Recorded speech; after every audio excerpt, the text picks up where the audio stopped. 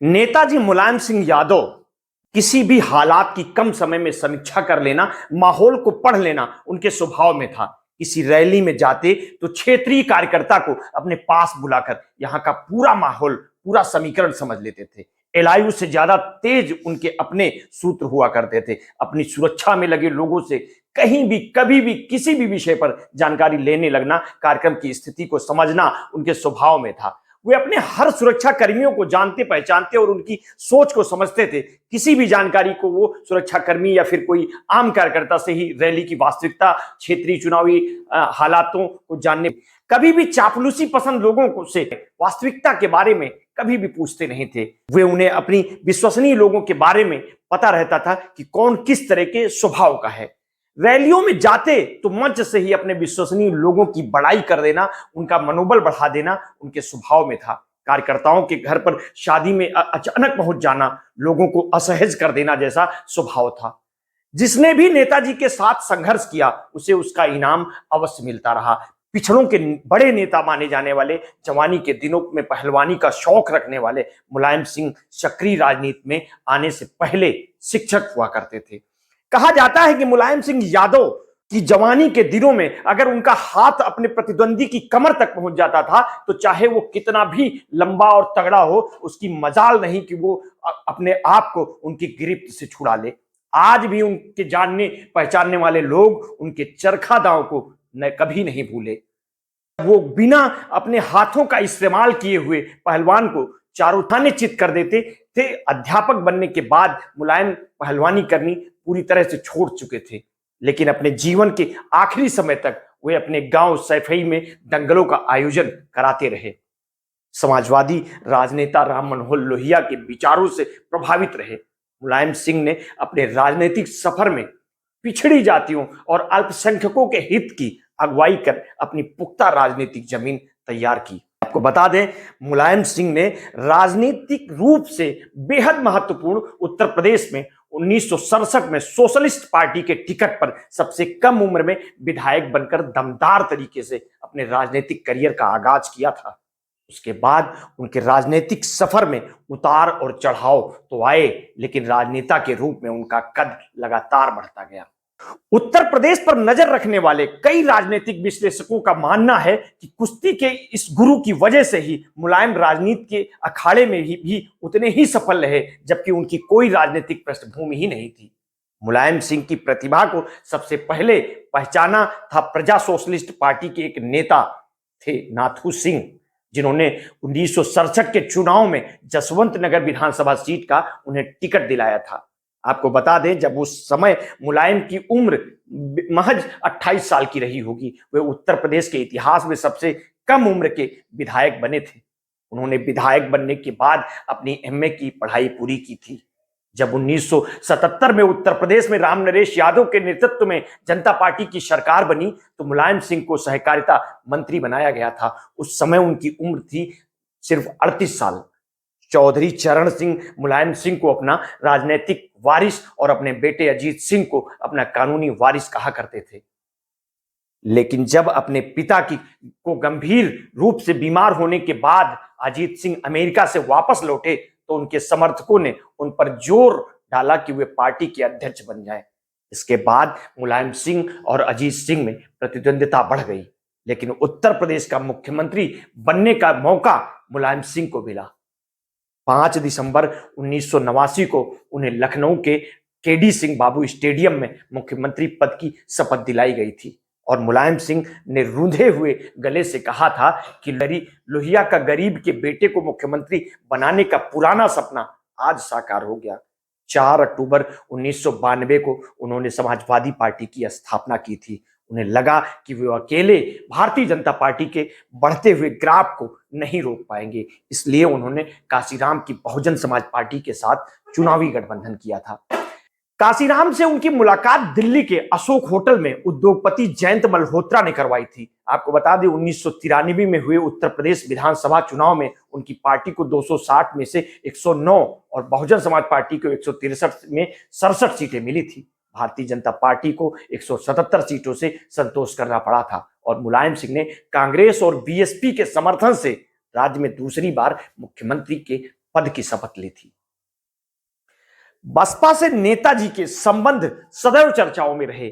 बसपा से गठबंधन जरूर हुआ, लेकिन यह गठबंधन बहुत दिनों तक चल नहीं सका, क्योंकि बहुजन समाज पार्टी ने अपनी गठबंधन सहयोगी के सामने बहुत सी मांगे रख रखी थी। मायावती मुलायम के काम पर बारीकी नजर रखती थी। कुछ दिनों के बाद काशीराम ने भी मुलायम सिंह यादव की अवहेलना करनी शुरू कर दी। उत्तर प्रदेश के मुख्य सचिव रहे टी.एस. सुब्रमण्यम अपनी किताब लिखते हैं, एक बार काशीराम लखनऊ आए और सर्किट हाउस में ठहरे। उनसे पहले समय लेकर मुलायम सिंह उनसे मिलने पहुंचे। उस समय काशीराम अपने राजनीतिक सहयोगियों के साथ मंत्रणा कर रहे थे। उनके इसके स्टाफ ने मुलायम सिंह से कहा था कि वो बगल के कमरे में बैठकर काशीराम के काम से खाली होने का इंतजार करें। काशीराम की बैठक 2 घंटे तक चली। जब काशीराम के सहयोगी बाहर निकले तो मुलायम ने समझा कि अब उन्हें अंदर बुलाया जाएगा, लेकिन ऐसा नहीं हुआ। 1 घंटे बाद जब मुलायम सिंह ने पूछा कि अंदर क्या हो रहा है, तो उन्हें बताया गया कि काशीराम जी दाढ़ी बना रहे हैं। इसके बाद वे स्नान करेंगे। मुलायम सिंह बाहर इंतजार करते रहे। इस बीच काशीराम थोड़ा सो भी लिए। 4 घंटे के बाद मुलायम सिंह से मिलने बाहर आए।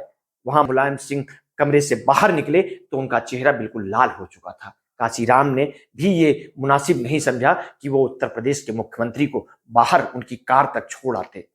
उसी शाम काशीराम ने बीजेपी नेता लालजी टंडन से संपर्क किया और कुछ ही दिनों बाद बहुजन समाज पार्टी ने सरकार से अपना समर्थन वापस ले लिया। इससे पहले 2 जून को जब मायावती लखनऊ आई तो मुलायम सिंह के समर्थकों ने राज्य गेस्ट हाउस में मायावती पर हमला किया और उन्हें अपमानित करने की कोशिश की, यह कहा जाता है। इसके बाद इन दोनों के बीच जो खाई पैदा हुई उसे 2 दशकों से भी अधिक समय तक पाटा नहीं जा सका।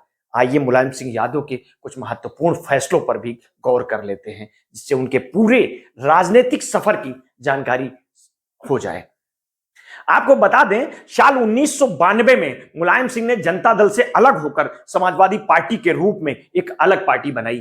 तब तक पिछड़ा माने जाने वाली जातियां अल्पसंख्यकों के बीच खासे लोकप्रिय हो चुके थे मुलायम सिंह।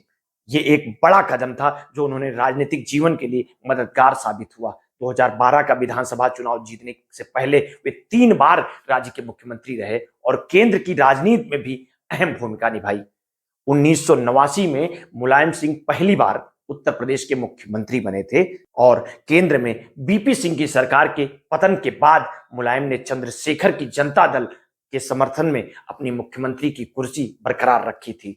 जब अयोध्या का मंदिर आंदोलन तेज हुआ तो कारसेवकों पर साल 1990 में उन्होंने गोली चलाने का आदेश दिया था, जिसमें 1 दर्जन से ज्यादा लोग मारे गए थे, ऐसा कहा जाता है। बाद में मुलायम सिंह ने कहा था कि फैसला कठिन था, हालांकि इसका उन्हें राजनीतिक लाभ हुआ था और उनकी मुस्लिम परस्त छवि बन गई थी। उनके विरोधी उन्हें मुल्ला मुलायम सिंह कहने लगे थे। मुलायम सिंह यादव 1996 में यूनाइटेड फ्रंट की सरकार में रक्षा मंत्री बने। प्रधानमंत्री के पद से देवगौड़ा के इस्तीफा देने के बाद वो भारत के प्रधानमंत्री बनते बनते रह गए थे। शेखर गुप्ता ने इंडियन एक्सप्रेस के 22 सितंबर 2012 के अंक में मुलायम इज द मोस्ट पॉलिटिकल लेख में लिखा था कि नेतृत्व के लिए हर आंतरिक मतदान में मुलायम सिंह यादव ने उनके प्रतिद्वंदी 2 यादवों लालू और शरद ने उनकी राह पर रोड़े अटकाए और इसमें चंद्रबाबू नायडू ने भी उनका साथ दिया, जिसकी वजह से मुलायम को प्रधानमंत्री का पद नहीं मिल सका। अगर उन्हें वो पद मिला होता तो गुजराल से कहीं अधिक समय तक गठबंधन को बचाए रखते। साल 2008 में मनमोहन सिंह के नेतृत्व वाली यूपीए की सरकार अमेरिका के साथ परमाणु करार को लेकर संकट में आ गई थी, जब वामपंथी दलों ने समर्थन वापस ले लिया था। ऐसे वक्त पर मुलायम सिंह ने मनमोहन सरकार को बाहर से समर्थन देकर सरकार बचाई थी। जानकारों का कहना है कि उनका यह कदम समाजवादी सोच से अलग था और व्यवहारिक उद्देश्यों से ज्यादा प्रेरित था। नेताजी की राजनीतिक सफर में विश्वसनीयता पर सदैव सवाल उठते रहे। मुलायम सिंह भारतीय राजनीति में कभी भी विश्वसनीय सहयोगी नहीं माने गए। पूरी उम्र चंद्रशेखर उनके नेता रहे, लेकिन जब प्रधानमंत्री चुनने की बात आई तो उन्होंने विश्वनाथ प्रताप सिंह का समर्थन किया था। थोड़े दिन बाद जब उनका बीपी सिंह से मोह भंग हो गया तो उन्होंने फिर चंद्रशेखर का दामन थाम लिया था।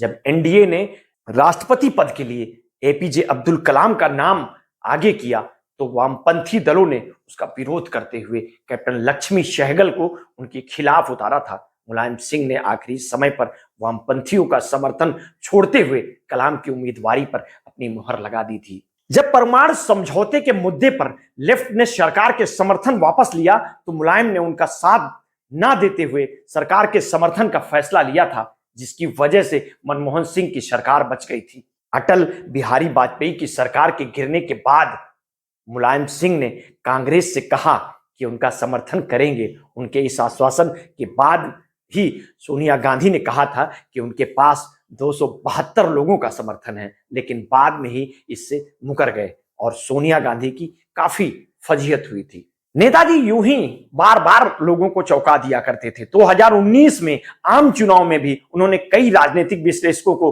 आश्चर्यचकित कर दिया था जब उन्होंने कहा था कि वो चाहते हैं कि नरेंद्र मोदी एक बार फिर प्रधानमंत्री बने। साल 2012 में उत्तर प्रदेश में हुए विधानसभा चुनाव में 403 में से 226 सीटें जीतकर मुलायम सिंह ने अपने आलोचकों को एक बार फिर करारा जवाब दिया था। ऐसा लग रहा था कि मुलायम सिंह चौथी बार राज्य के मुख्यमंत्री पद की कमान संभालेंगे, लेकिन उन्होंने अपने बेटे अखिलेश यादव को मुख्यमंत्री बनाकर समाजवादी पार्टी की राजनीति के भविष्य को एक नई दिशा देने की पहल कर दी थी। हालांकि उनके राजनीतिक सफर में उनके हमसफर रहे उनके भाई शिवपाल यादव और चचेरे भाई रामगोपाल यादव के लिए यह फैसला शायद उतना सुखद नहीं रहा होगा, खासतौर से शिवपाल यादव के लिए, जो खुद को मुलायम सिंह के बाद मुख्यमंत्री पद का स्वाभाविक हकदार मानकर चल रहे थे। लेकिन शायद यही समाजवादी पार्टी के उस दरार की शुरुआत हो गई थी। समाजवादी पार्टी में कुछ हफ्तों से जारी उठापटक में नया मोड़ तब आया जब मुलायम सिंह ने अपने चचेरे भाई डॉक्टर रामगोपाल यादव को पार्टी से बर्खास्त कर दिया था। समाजवादी खेमे में हाल ही के दिनों में तेजी से बदलते घटनाक्रम की यह सबसे नाटकीय परिणति थी, जिसने मुलायम सिंह के और उनके बेटे के बीच उभरे मतभेद को एकदम से सतह पर ला दिया था। नेताजी मुलायम सिंह यादव का 82 साल की उम्र में निधन हो गया।